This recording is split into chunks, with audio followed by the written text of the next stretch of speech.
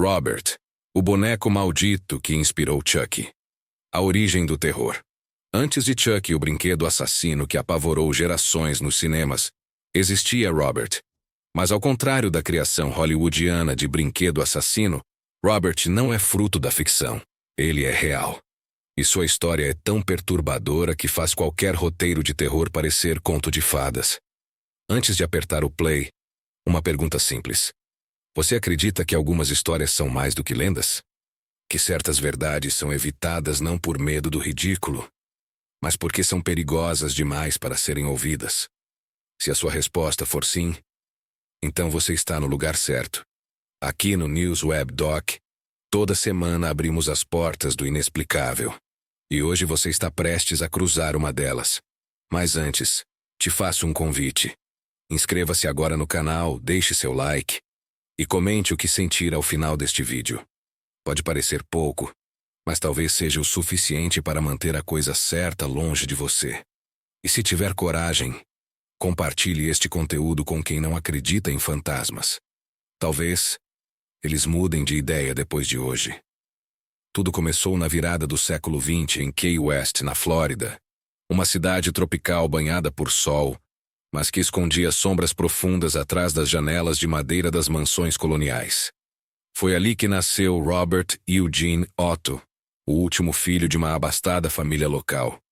Gene, como era chamado, era um garoto excêntrico, sensível às artes e tinha uma imaginação vívida, talvez até demais. Foi ainda na infância que ele recebeu o presente que mudaria tudo. Um boneco de pano, com cerca de 1 metro de altura, feito à mão, vestido com um traje de marinheiro e com olhos negros como carvão que pareciam seguir qualquer um que o olhasse. Segundo relatos antigos, o brinquedo foi confeccionado por uma criada das Bahamas que trabalhava para a família Otto, uma mulher versada em práticas de vodu que teria sido despedida após um desentendimento, mas não sem antes amaldiçoar o presente deixado para o pequeno Gene. O menino ficou obcecado. Deu ao boneco o próprio nome, Roberto. E logo a casa começou a mudar. Passos fantasmagóricos eram ouvidos durante a madrugada, objetos quebravam sozinhos. E Gene culpava sempre o mesmo responsável. Foi o Robert. Os pais no início acharam que era imaginação. Mas os empregados começaram a relatar sussurros e risadas vindos do quarto vazio. Vizinhos viam o boneco se mover sozinho, mudar de posição na janela, mesmo quando ninguém estava em casa. Com o tempo, Gene cresceu, tornou-se artista, casou-se com uma bela pianista chamada Anne, e em 1945 voltou à casa onde cresceu, levando Robert com ele. Foi aí que o pesadelo recomeçou. Anne odiava o boneco. Dizia que sua presença era opressiva, que à noite ouvia vozes e batidas secas vindas do quarto onde Robert era guardado. Gene, cada vez mais recluso, passou a conversar com o brinquedo como se fosse um velho amigo. Em certos momentos afirmava até que Robert o controlava. Quando Gene morreu em 1974, sozinho e mergulhado na loucura, a casa foi vendida. Anne já havia morrido 2 anos antes. Mas os novos moradores não conseguiram ficar por muito tempo. Diziam ouvir passos, ver sombras. Um casal jura que encontrou o boneco sentado no topo da escada, mesmo tendo trancado ele no porão. Robert foi então doado ao Museu East Martello, onde permanece até hoje. Mas mesmo ali, sua lenda continua viva. Funcionários relatam que câmeras travam perto dele, luzes piscam, e visitantes que zombam do boneco, tirando fotos sem permissão, sofrem acidentes inexplicáveis pouco depois. O museu recebe centenas de cartas por ano, pedindo desculpas ao boneco e implorando pelo fim de maldições. Seu rosto é deformado pelo tempo. Os olhos escuros brilham como se escondessem um segredo antigo demais para ser contado. Ele segura um brinquedo próprio, um bicho de pelúcia com olhos esbugalhados e boca aberta em um grito eterno. Robert não é apenas uma peça de museu. Ele é uma presença, um eco do oculto, um artefato vivo que parece carregar ainda hoje o peso de algo profano. E essa é a verdadeira origem da criatura que inspirou Chucky. Mas ao contrário do boneco dos filmes, Robert não precisa se mover para aterrorizar. Ele apenas observa. Espera. e pune. Se um dia você for a Key West e cruzar com o olhar de Robert, não o provoque. E se tirar uma foto sem permissão, reze para que ele perdoe.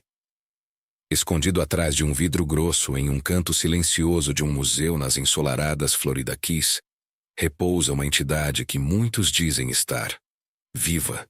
Seus olhos de botão preto parecem brilhar mesmo sem luz. Seu sorriso torto e mudo, mas parece o de quem guarda um segredo. Um segredo sujo e antigo. Seu nome é Robert. E segundo muitos, ele não é apenas um boneco. É uma maldição costurada com linha e ódio. Mas de onde ele veio? A versão mais conhecida, e mais aceita pelos registros oficiais, afirma que em 1904, durante uma elegante viagem à Europa, o avô de Robert, Eugene Otto, adquiriu o boneco numa loja especializada da Steiff Company na Alemanha. Era um brinquedo diferente de tudo o que se via na época. Grande, feito à mão, com olhos negros enigmáticos e uma estranha presença que parecia desafiar a ideia de simples brinquedo. O velho Otto trouxe o presente para o neto, talvez sem saber que estava carregando muito mais do que tecido e madeira em sua bagagem. Mas a história verdadeira pode ser muito mais sombria, muito mais maldita. De acordo com relatos orais preservados por moradores antigos de Key West e documentos não oficiais ligados à Artist House, a origem de Robert teria sido bem diferente e muito mais macabra. Disse que o boneco não veio da Alemanha em uma caixa de presente, mas foi entregue à família pelas mãos trêmulas de uma jovem das Bahamas, que trabalhava na mansão como criada. Uma moça de fala suave, mas olhar penetrante. Ela teria presenteado o pequeno Gene com a estranha figura costurada à mão como um gesto aparentemente inocente, mas cheio de intenções ocultas. Algumas versões sustentam que o presente foi dado por gratidão, como um agrado a uma criança que ela via crescer sozinha e cercada de rigidez. Mas há outra narrativa, bem mais obscura. Segundo moradores antigos da região, a jovem teria sido brutalmente destratada pela matriarca da família Otto, vítima de insultos racistas, castigos físicos e humilhações diárias. Após um episódio particularmente cruel, ela teria sido demitida, mas não antes de deixar um último presente para a família: o boneco Robert. Um presente selado com rituais obscuros aprendidos nas práticas ancestrais das ilhas caribenhas. Um receptáculo, uma oferenda, um aviso. Há quem diga que, naquela noite, a empregada riscou símbolos no chão do porão, murmurando palavras esquecidas, e que, ao terminar, seus olhos brilharam de forma inumana. E então, o boneco foi deixado silenciosamente no quarto do pequeno Gene. Desde aquele dia, a casa nunca mais foi a mesma. Portas batiam sozinhas. Risos ecoavam nos corredores durante a madrugada. Objetos sumiam e reapareciam em lugares impossíveis. Os criados começaram a pedir demissão e o menino mudou. Passou a sussurrar com o boneco no escuro, a chamá-lo de meu irmão, a defendê-lo com uma devoção perturbadora. Quando Gene chorava, Robert chorava. Quando Gene sorria, o boneco parecia também sorrir. A partir dali, muitos acreditam que o que quer que tenha sido invocado naquela noite nunca mais saiu da casa ou de dentro do boneco. E o mais assustador é que, mais de um século depois, ninguém consegue provar se Gene Otto era apenas uma criança imaginativa ou se Robert realmente tinha algo vivo dentro de si. A maldição começa. Desde o momento em que o pequeno Gene Otto pôs as mãos no boneco, algo mudou. Não foi apenas afeição infantil. Era uma ligação intensa, visceral, quase espiritual. Como se o menino tivesse reconhecido algo familiar nos olhos opacos e negros da figura silenciosa. Como se de algum modo já se conhecessem. Gene passou a levar Robert para todos os cantos da casa, e até mesmo para fora dela. Na mesa de jantar, Robert tinha seu próprio lugar. Nos passeios, seu próprio assento. Na cama, dividia o travesseiro com o garoto. Era mais que um brinquedo. Era um companheiro inseparável, uma extensão viva de seu pequeno dono.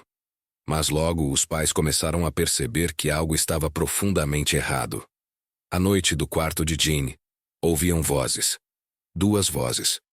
Uma, infantil, doce e curiosa. A outra, baixa, gutural, sussurrante com uma cadência fria que arrepiava a espinha.